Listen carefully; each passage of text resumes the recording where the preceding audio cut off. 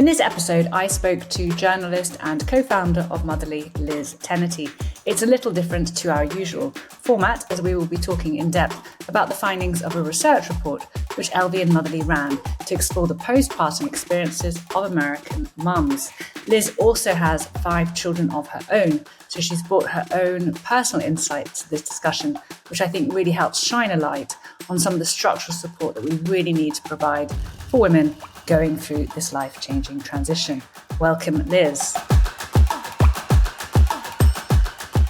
Welcome so much, Skin Like a Rhino. I'm really glad that you're here, and particularly to learn a bit about Motherly and also to discuss the findings from our joint research report. Welcome. Thank you so much for having me. We're thrilled to be working together. And I think for Motherly and Elvie, it's such a natural partnership, isn't it? That particularly the way we sort of focus on supporting the women throughout the journey. But I'm jumping ahead here, but I'd love to just hear a little bit about, why did you start Motherly? Well, absolutely. And I think my own story certainly relates to a lot of the research that we did together and our own experiences growing our respective companies. I had worked in journalism for all of my 20s and I loved it. But I had a light bulb moment after the birth of my second child where I realized, now this was 9 years ago, as a educated, ambitious millennial woman, I entered motherhood with a lot of hopes and dreams for it. And the stories that were being told and the resources that were available for me as a relatively new mom felt really outdated and not in keeping with the values of my generation of women wanting to feel, not judged, but fully empowered and equipped to feel good in motherhood and not feel scared, not feel overwhelmed. I personally, felt totally unprepared for motherhood. I thought it would be hard. I thought it would be beautiful. I did not know that motherhood was going to be a complete life transformation. I wish I knew that before becoming a mom. And in fact, I had such a specific moment where I was at one of my last OBGYN appointments with my first baby. I think I was probably 8.5 months pregnant. And I sort of looked at my doctor and I said to her, okay, well, what happens when I go into labor? And she answered with kind of a very medical answer, like, time your contractions, call the hospital, we'll meet you here and we'll have a baby.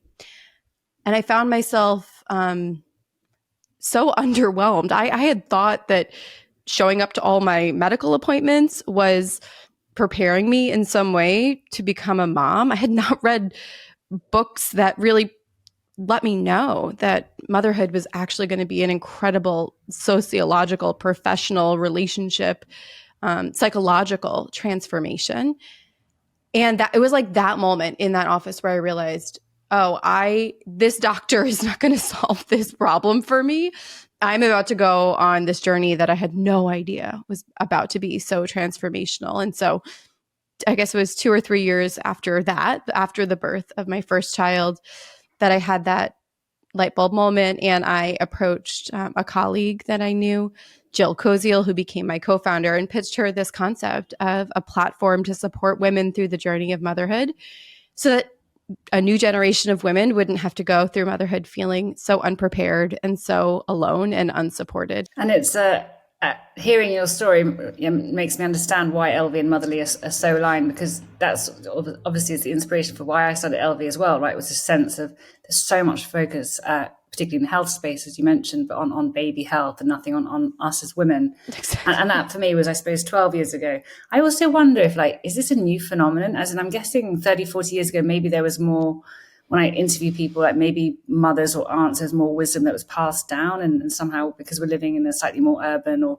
some of us are more divorced, why there's this sort of real dearth, as well as I think just such a focus on the baby and the sense that we're almost like a vessel for the baby's well-being.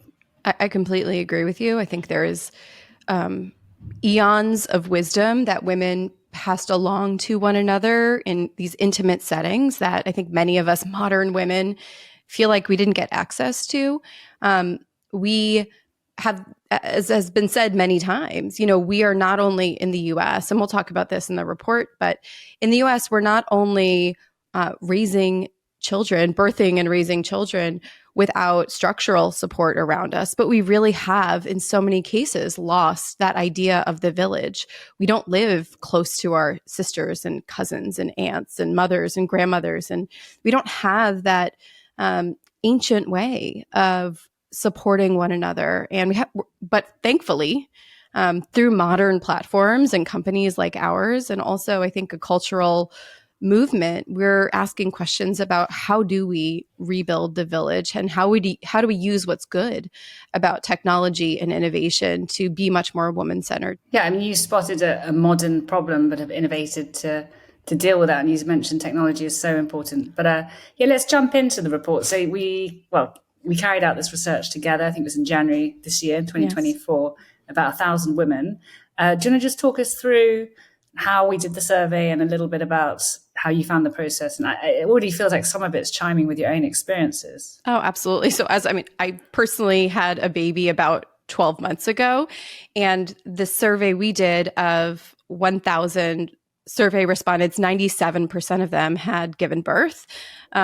So many of them were new moms, and reflecting on their experience that they had, I found so interesting that the vast majority of these mothers worked either full-time or part-time, that they're, have a very heavy load on them, and that we've been able to identify some key areas where their acute needs are not being met when it comes to things like breastfeeding, also pelvic floor health, which thankfully we're all starting to talk more and more about, and really critically, their mental health. And so our research sheds light on, what some of these major areas of concern are for new mothers, and some ways that social pillars can really step in and begin to help them. Yeah, and when I just going through the results from that research, I have a bit of a research background myself, so just looking at the stats, and I mean, there's some just very strong trends there in terms of women not feeling prepared. And also, I mean, I think, as you mentioned, the mental load, right? I think 77% found that they had some sort of mild or some form of mental health issue, and 20% was very severe. I mean, that is the majority of women. It's a very shocking statistic, right? It's a shocking statistic. And, I think while there's a reasonable expectation of mental transformation through motherhood, I think, a lot of experts believe that statistic, right, that the vast majority of mothers experience at least mild mental health complications, it's really indicative of a society that on so many levels doesn't do what it takes to improve the mental health of mothers. I mean, having children is certainly high stakes, but it's also incredibly meaningful and important work. And so the fact that an overwhelming majority of mothers feel or have struggles with their mental health is telling us that we have a kind of ecosystem that is really lacking. And it's not just on the mothers themselves to improve their mental health, but on enabling, the world around her to pour back into moms, to provide the support that they need to be mentally well. And so that part, I think, is really critical to underline, and I'm sure we can talk too about ways that we believe she might be able to get some of that help that she needs. Absolutely. And I mean, if you're suffering from mental health problems, you're the last person who can often you're the last person to help yourself, right? Great point. And I've, even as a mum, when I gave birth, right, this is the combination of everything, the anxiety, not knowing if you're doing it right or wrong, not knowing, so much information, not knowing what to follow, things not going according to plan. And then layer on the complete lack of sleep, that affects everybody's mental health, right? So, absolutely. And in the report, as you mentioned, we have these sort of 4 pillars. So we look at sort of the role of healthcare providers, and then we look at the role of our own community, as you mentioned, our partners, that tribe, and then as well as that, the role of the technology, and also the role of the workplace. Mm-hmm. Maybe if we start off with healthcare, because I know we already started talking about that, like, what's your sense in terms of in the US, because also our audience is UK and the US, so I know they are very different. Like, how are our healthcare sectors in the US, private, public, whichever, supporting women prepare for postpartum? Well, our survey showed that only 25% of moms felt prepared for postpartum as a result of their prenatal care. So 75% did not feel supported. What we're really saying is that the healthcare system is not setting women up for success as new mothers, right? Postpartum, you're postpartum forever. And so I certainly fell into this category. Like, that was one of the first shocks of motherhood, was that I was not getting prepared for the marathon of caring for myself, caring for my child, and transforming my life in new motherhood. Another really interesting finding from the survey is that, thankfully, 96% of families will have a checkup for their brand new baby within 7 days of giving birth. But the person who gave birth, the mother, is, frequently, especially in the US, we are not getting that postpartum care immediately after giving birth. So our survey showed that 45% of moms have a checkup provider about their own health within 4 weeks of giving birth. And in the US, really, it typically has been 6 weeks. So what that has meant, and what that meant for someone like me, when I gave birth for the first time, is I left the hospital after 2 days of giving birth. You don't have a midwife come to the house and check up on you. You take your baby to the doctor, and your next scheduled appointment is 6 weeks after you've given birth. Well, to share my own personal story with my first child, I was in enormous amounts of pain. When I would use the restroom, every time I urinated, I would cry for weeks after giving birth to my first child. But I had never given birth before. I thought that was kind of normal. And it was only when I started urinating blood 2 weeks after my child was born that I realized maybe I should call my doctor and see if we can figure out what's actually going on here. And it turns out that I had a torn urethra, and it was enormously painful. And I was literally weeping in the bathroom for weeks, not knowing that it wasn't normal. I didn't know it wasn't normal because no one was taking care of mom. And that is one of the fundamental problems, I think, in the Western culture of motherhood, but certainly it's acute in the US, that we do not have a culture of tending to new mothers on a healthcare systemic level. That is starting to change. But as you can see in the data, way more babies get seen by medical providers, and we're glad they do in those, very fragile first weeks postpartum.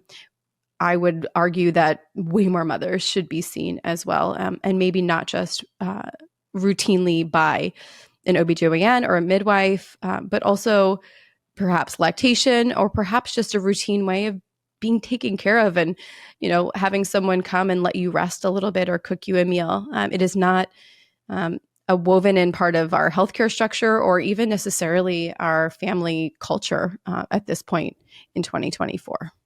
Yeah, and I think your point about, you just thought that the pain was maybe something that you were just supposed to put up with. I mean, that's something, when I started Elvie, I was looking at the pelvic floor health, right? And I interviewed so many women, and there's just this sense of, well, this is just a woman's issue. This just happens. Like, after you have a baby, Right. You're not going to enjoy sex, or you're going to accidentally leak, and all these things. This idea we just put up with things, which means, to your point, when something is seriously wrong, we don't even know, right? And women put up with a lot of pain, I think, during childbirth as well. And so there's a sense of we have to kind of be quite stoical. And actually in the UK, so we also have a 6 week. 6 weeks is the checkup. But even if they do ask about the women, what we find is they're just asking often about family planning and contraception. Mm-hmm. They just want to make sure you're not going to get pregnant straight away. There's very little sort of focus on, especially pelvic floor health, right? Which I think a lot of physicians still find a bit difficult to deal with. Well, I think the culture around talking about pelvic floor health is changing as well. But I mean, I can tell you 10 years ago, when I first had a child and had my own pelvic floor injury during birth, there was absolutely no follow-up. It was not a problem to be solved. It was something that I was seen to just have to live with. Yeah, no, it is exciting. I mean, I think the last 10 years, I think the work that you're doing with Motherload, what we're doing at Elvie, some other female entrepreneurs, like you mentioned, it's about just bringing these issues out into the open, right? So 80% of new mums have pelvic floor health problems. So how can we talk about it more? And actually, even here in the UK, we're seeing progress. The government is launching pelvic floor health clinics. So I think it is becoming more accepted, which is just, it's amazing. It's so amazing, exciting, isn't it? When some areas, and even the whole idea, I mean, I talk to people now about like how we need to focus on women when they give birth, same as what you do at Motherly. And people sort of look at you like it's a complete no-brainer, which is a good thing. Because you want to kind of say 10 years ago, it wasn't a no-brainer, but the fact that it's now a no-brainer also means that we're having some progress. But obviously, the report shows it's not it's absolutely not even in terms of the support that women are getting. I think, from my understanding, in the UK we have more shared parental leave, more maternity leave, and so on.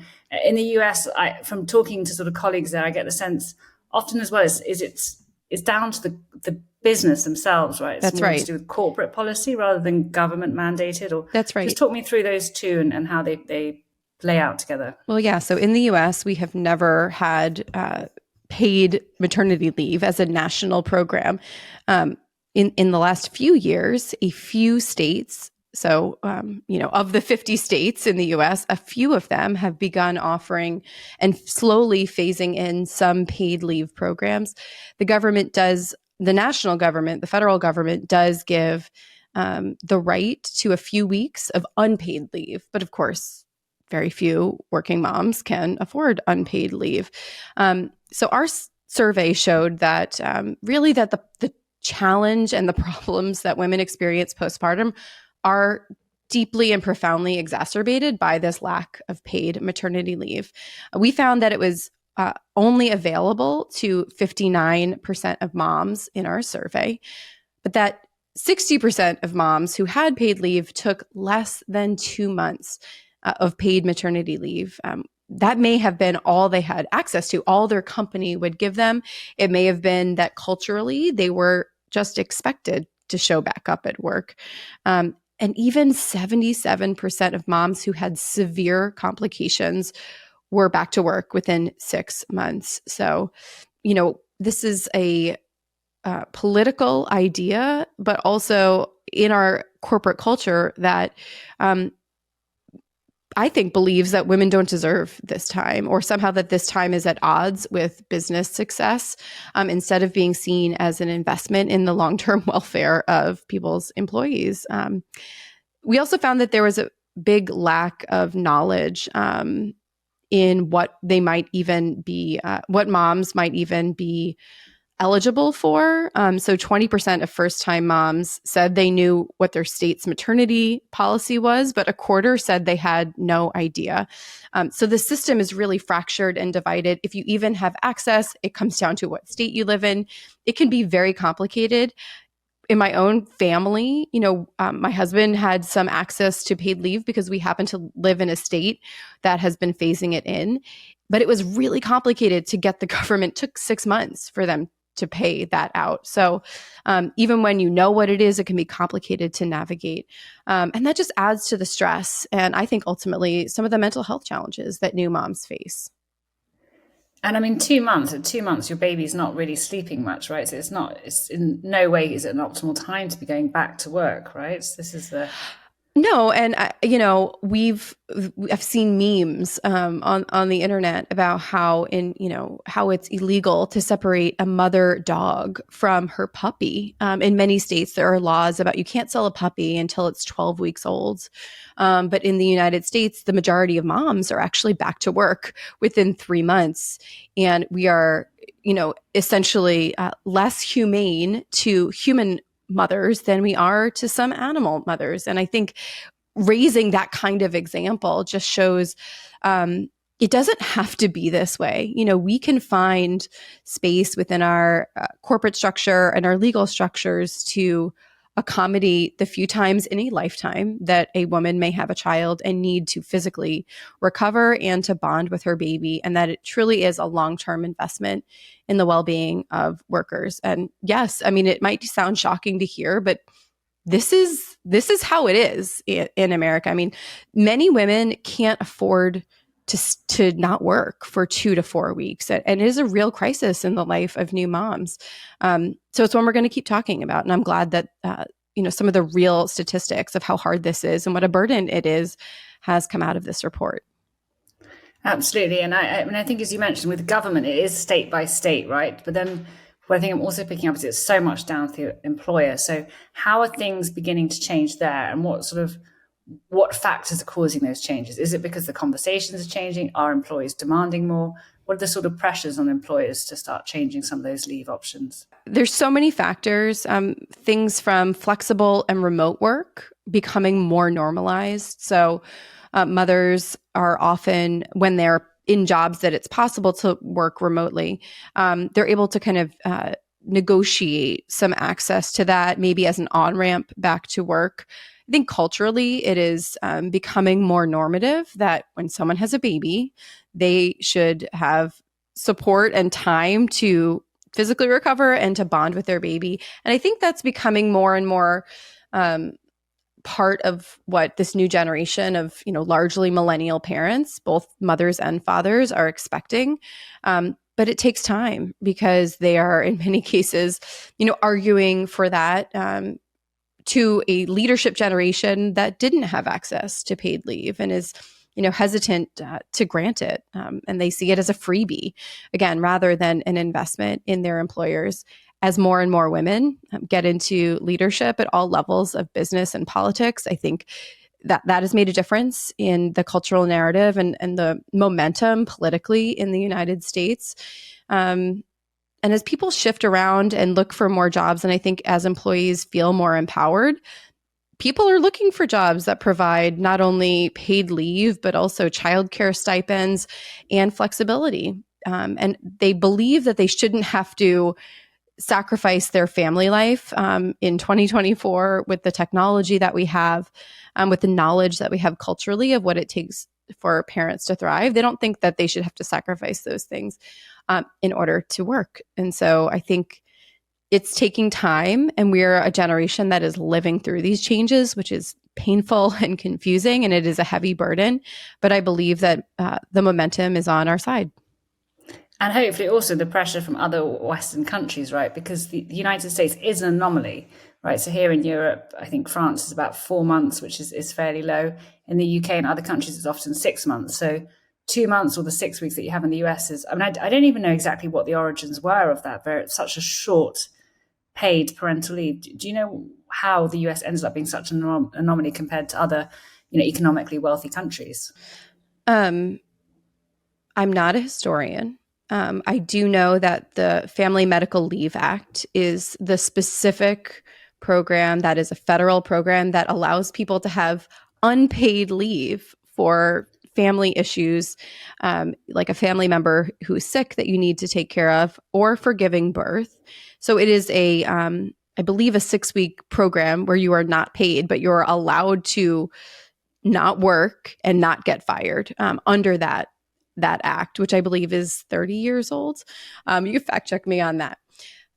If I had to give my own personal opinion about why the US is an outlier in the West, I think that American culture has been dominated by narratives of individualism, and you make your own choices and you live by your own choices. And there's this idea that having a child is an individual choice, and if you decided to become a mom, it's your problem to deal with. Why should my taxpayer dollars support your baby? That is, I think, the underlying cultural reason. You could sort of flip it and say, as people do, like, a family is a private matter, and if you have a baby, it's in the best interest of the family for the individual unit to decide who stays with the child, and to be able to manage the economics of raising a family. And it's not the government's role to get involved in family life. My opinion is that the government gets involved in tons of things. We support all kinds of programs that we believe are for the greater good, whether we're talking about the military, retirement programs, Social Security, education of children, right? We have all kinds of programs run by and through our taxpayer dollars. This is just an area that I think we haven't had enough women in political life and enough concerted effort to change the cultural idea that having a child is an individual choice that no one else should take any responsibility for as a culture. As I'm thinking it through, there's a lot of contradictions there, absolutely. Like if you follow that logic through, it's saying only very rich people can have families. And then also you're saying specifically on the women, right? 'Cause there's not similarly a leave policy saying men can take unpaid leave, right? And I'm guessing particularly employers, there's so many benefits. You're right, they're making choices around pensions and health benefits. So why not this one? It does seem like a glaring omission. There are so many surveys, and we certainly look to countries in the EU and elsewhere, and Great Britain, to show examples of how investing in motherhood and investing in very early childhood is literally an investment. It's not just an expense, right? There are long-term ramifications that have positive economic benefits from the employability of women over the course of their careers, health benefits for babies. It's a culture change, again, that we're living through. And I think the story is not finished, but I do think part of it is just being made aware that it doesn't have to be this way. And it isn't this way in most countries around the world. Thanks so much for listening. You're halfway through. Don't forget to follow Skin Like a Rhino so you hear about new episodes. And please give us a star rating. It helps other people to discover us. Enjoy the rest of the episode. Yeah, I mean, it feels crazy that in 2024, given all the advances we've made, particularly in feminism and so on, and gender equality, that we're still trying to argue the reasons why women should not just have 6 weeks unpaid leave post having a baby in the United States. But to your point about individualism, because I think that takes us to the third pillar, right, which is the point it's not just about the women, it's very much about the community. And I think that came out quite a lot in the report. But before we talk about the role of partners, I also think just on the workplace policies, like in the UK, the change we're seeing is around shared parental leave. The idea that a man and a woman or the two partners, two women or whatever it is, that they can have up to 12 months and share that leave. Is shared parental leave something that's sort of on the table in the US or not yet so much? No, right. Honestly, I think although there are some people who are, I think I understand why, kind of arguing for that gender neutral policy. I think the birth parents, the mothers, we still don't have the paid leave to physically recover from birth. And so right now, that's what the majority of focus is on. We also have a maternal health crisis in the US, right? Maternal mortality, especially among women of color, is off the charts. So a real focus on how can we help mothers be well and make sure that first and foremost, that mothers have what they need. I think that is, rightly where the conversation is focused in the US and where the political momentum seems to be. So we would love shared 12 months. Like we will hopefully get there someday. But right now we'd be happy to have paid leave for all moms. And actually, just on that one, I mean, also for the workplace, to what extent are they or not supporting women even pre-birth, right? So during pregnancy, women's health in general, are we seeing positive trends there as well, or is it equally dire? I mean, when it comes to women in the workforce, there's so many topics. But I would say in general, some of the more hopeful trends are that pre-motherhood, women are achieving professional heights that they've never achieved before. So they're certainly out earning men before they become mothers. And also the average age of first-time motherhood has ticked upward and upward. So, we all know this, but, the average first-time mom is, fairly well educated, fairly well compensated, likely makes more than her male partner. However, motherhood really is this turning point where men actually begin to earn more money when they become parents, but women, of course, then incur the motherhood penalty. And it's all compounded by the fact that we don't have access to paid leave. In many cases, we don't have flexible workplaces, and we certainly in the US do not have affordable childcare. And so what happens is they've given birth, they're not supported, they're not ready to leave the baby that just came out of their body. I've certainly been there. And so they decide that they're going to be the ones to step out of the workforce and take that motherhood penalty. Other people say that the women are not, stepping out of the workforce, but they're pushed out of the workforce. Maybe that's a more accurate way to say it. So I would argue that, all the research shows that it's actually motherhood itself that is this transformative period in working, being a working woman. And that's why we need so much creativity and focus and new ways of thinking about it to help women have the careers that they want to have. Yeah, I mean, I'm always being asked, right, in the tech sector, how do we get more female partners? How do we get more female entrepreneurs? I'm like, we all know what we need to do, right? It's everything you just said. We need better better maternity leave. We need more affordable childcare. We need that village around the woman too, right? So instead of, as you said, penalizing her. On this thing about the village or the community, I felt like this came out quite strongly in the report too, like how important the role of the partner and community is, right? Absolutely. Well, thankfully, our survey showed that 94% of moms felt supported by their partner during the pregnancy experience, and 90% felt supported by their partner during the postpartum experience. I don't have the data to say what it was like a generation ago, but I'm really kind of pleased and happy to see that finding, because I do think it speaks to this generational change that our male partners want to be equal and with us as much as they can in all of this, and that for the vast majority, they do feel that happened, and that is encouraging, because couples are often navigating these difficulties with the political and social structures around them with their partners, negotiating who does what, who takes the leave. And so they did feel supported by their partners, which is an encouraging sign. Another interesting finding was that 83% considered their partners and families to be supportive to their mental health during their new motherhood experience.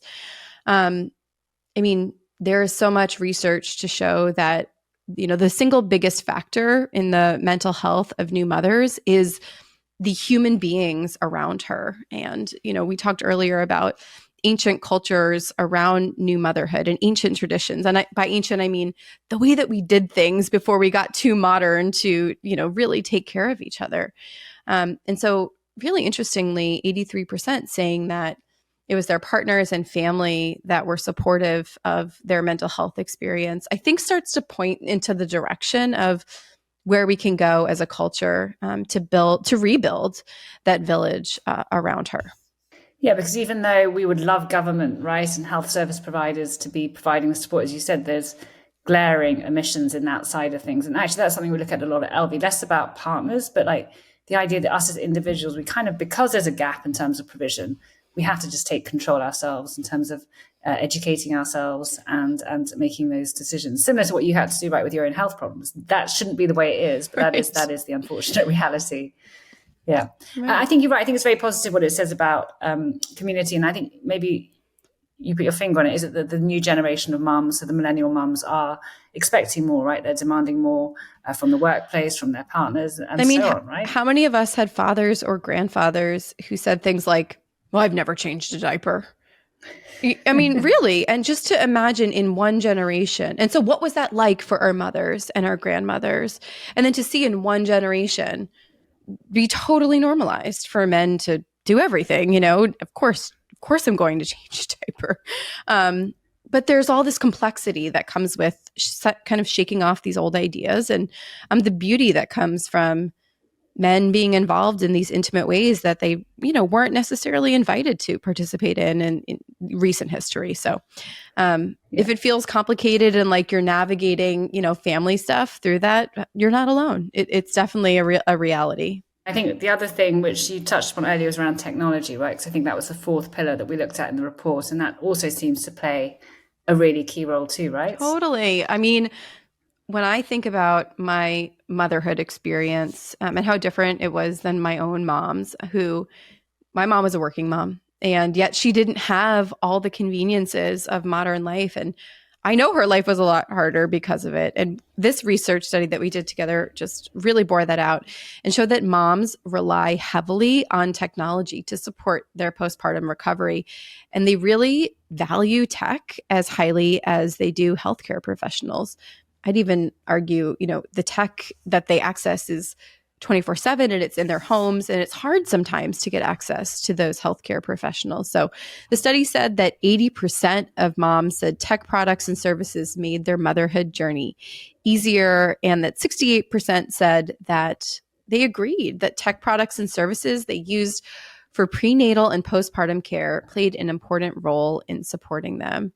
And I'm thinking about, the bassinets, the robot-enabled bassinets that I used, my electric breast pumps that were so helpful. And 97% did rely on this kind of technology to support their postpartum recovery. 72% said that the electric breast pump was the most common technology they turned to. So go Elvie, congrats. Technology, I mean, it helps, I suppose, in some ways. And it's not just Elvie products. So there's been loads of new smart baby products too, right? Like so smart monitors, so you can check your baby from your app. You can check their health tracking, all that stuff. I suppose the aim is to reassure you, so to reduce the mental burden, and then also to make your life more convenient, right? So with a breast pump, it wasn't a convenient product. But I think also the other part of the tech play is less about the tech, but it goes back to your point about the village and the healthcare providers, which is also what Motherload helps with it, which is that peer support, right? So learning from others in new ways and learning from the people you want to learn from. That's so true. I've always believed, and we see with Elvie, our new mums, that they just listen. Women talk to other women. Yes, they will talk to the healthcare provider, but there often is some sort of divide there as well. That's a great point. I had my first baby 12 years ago, and I had my fifth baby about 12 months ago. And what I've really seen, and certainly Elvie's been a big part of this, is a new generation of products that was really built in a woman-centered way.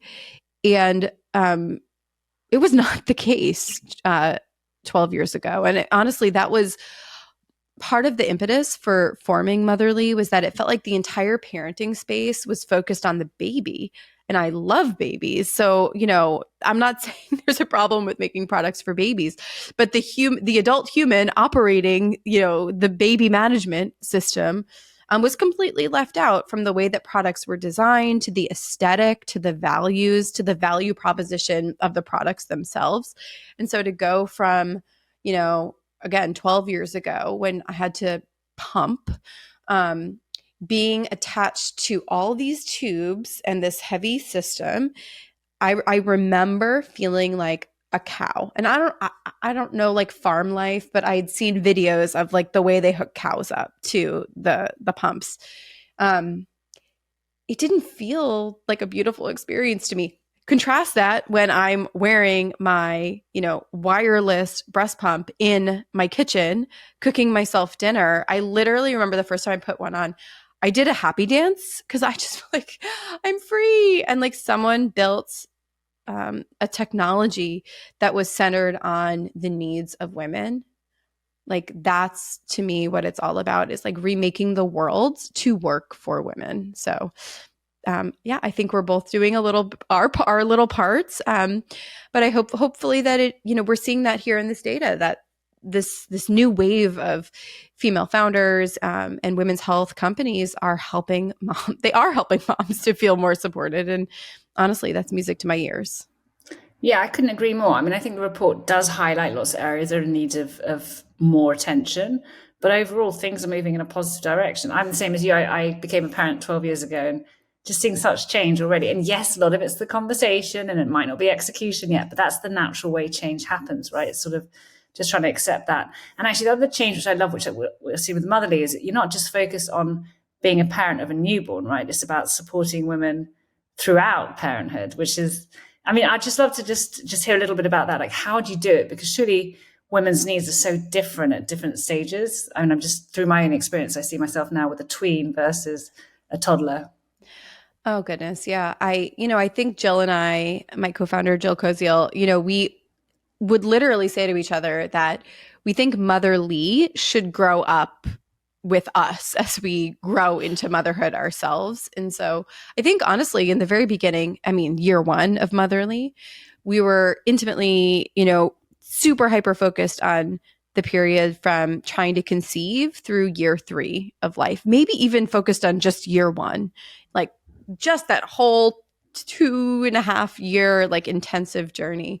And so much of our content and our articles really focused on that.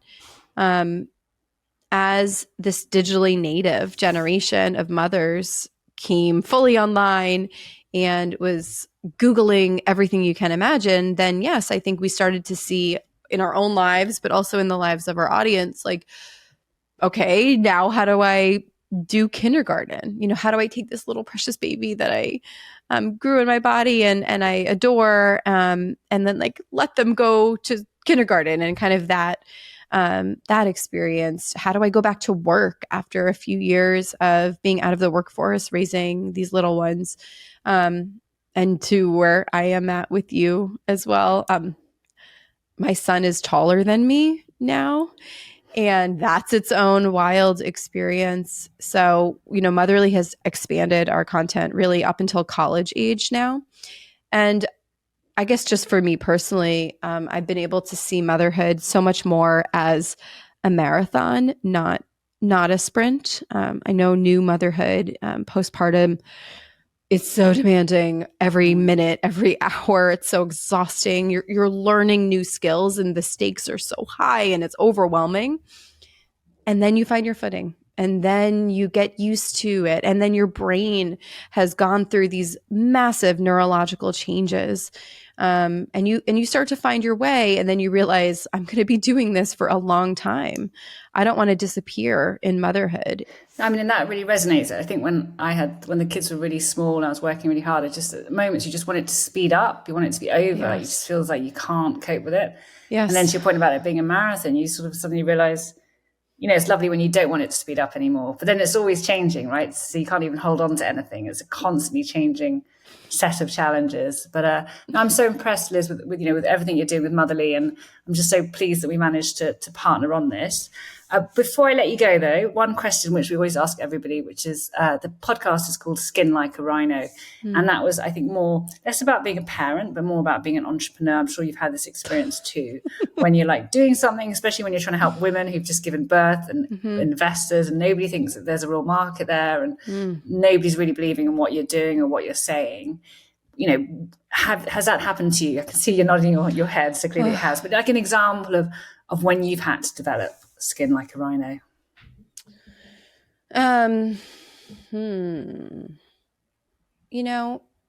I totally understand the skin like a rhino. I know exactly what you mean. Just the everyday demands on me. And it came out of being an entrepreneur, managing a growing team, raising venture capital, trying to hit these growth goals and KPIs while also being a present mom, all of that. I realized I needed a safe space within myself, and I just developed very simple meditative mindfulness techniques. I got it from the book, The Untethered Soul. I heard Oprah recommend the book, and I was like, okay, I'll do it. Oprah, whatever you say. And the simple technique of like relaxing and releasing and making space within yourself, it's just transformed my everyday life. So I guess I don't try to have tough skin. I just try to let things in and make space for them and make space for myself inside. And it's a little hard to describe this interior world that I go to, but that is what I do, and how entrepreneurship and motherhood, which I honestly feel have so much in common, how they've transformed me and changed me and taught me so many things. Now, Liz, I mean, that makes complete sense. And I can, there's moments when if you're not mindful or whatever, if you're just trying to multitask, that's the worst thing, right? When you're trying to look after your baby or your child and you're trying to send an email and you don't do anything properly. And it's not only, I think, that you are better if you are trying to be more in the present, but you also enjoy it more. Otherwise, it just all races by a little bit.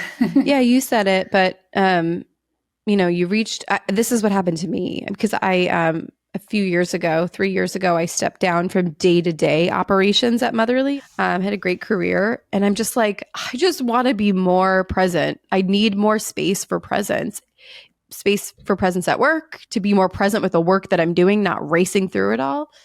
More present to my kids, yes, but also more present to myself. Like I just wanted to have more time and space to enjoy all of it because it does go really fast. But I also experienced exactly that thing you described. I made the same decision as you a year and a half ago. I was like, there's always more milestones. Your business can always grow bigger, right? That's right. I also stepped down. I was like, I need more space. But did you also have people questioning your decision? Because your point is like, when I wanted to step down, another woman said to me, there's so few female tech CEOs and you're just, you're just giving it away. And this idea that, we're trying to prove that you can have everything. But my sense is, well, we're being honest, right? Because the reality is you can't have everything. You have to make decisions at different points in your life. They have to be right for you and your family. And we need to try and make it that you can have as much as possible. But there is a brutal reality to it as well. honestly chose to see it that I succeeded at scaling a business, and I succeeded at being a co-founder and a part owner of this company and hiring people and having the impact.